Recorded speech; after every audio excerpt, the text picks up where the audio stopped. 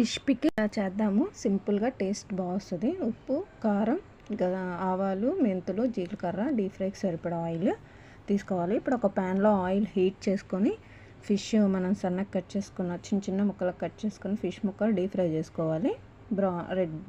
చక్కగా golden brown colour రావాలి. Okay, ready అయిపోయినాయి. ఇప్పుడు ఆవాలు, జీలకర్ర, మెంతులు వేయించి పొడి చేసుకొని పౌడర్ చేసుకోవాలి. ఇప్పుడు అదే ప్యాన్లో ఆయిల్ ఉంది కదా, డీప్ ఫ్రై చేసిన ఆయిల్ ఉన్న ప్యాన్లో 2 స్పూన్ల అల్లం వెల్లుల్లి పేస్ట్ వేసుకొని అది పచ్చివాసన పోయే వరకు ఫ్రై చేసేసుకున్నాము. ఇప్పుడు తర్వాత 1 స్పూన్ పసుపు వేసుకోవాలి. తర్వాత నేను 1/2 కప్పు ఉప్పుకి కప్పు కారం మెజర్మెంట్స్, 1/2 కప్పు ఉప్పు, తర్వాత మనం ముందుగా జీలకర్ర పౌడర్, మెంతులు, ఆవాలు 3 పౌడర్ చేసుకున్నాం కదా, ఆ పౌడర్స్ వేసుకోవాలి. తర్వాత కారం, ఈ కారంలో వెల్లుల్లిపాయలు వేసుకొని మిక్సీ పట్టుకుంటే టేస్ట్ చాలా బాగొస్తుంది. ఇవన్నీ వేసి ఆయిల్లో కొంచెంసేపు మగ్గనివ్వాలి.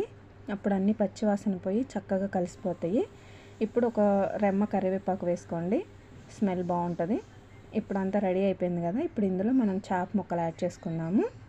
చేప ముక్కలు వేసుకొని చక్కగా మొత్తం కలిసేలా కలుపుకోండి. ఇప్పుడు కొంచెం ఫిష్ మసాలా వేసుకున్నాము. అంతే. చల్లారిన తర్వాత మనం నిమ్మరసం 1 కప్పు నిమ్మరసం వేసుకుంటే ఫిష్ పికిల్ రెడీ అయిపోతుంది. చాలా టేస్టీగా, సింపుల్గా చాలా బాగుంటుంది. ట్రై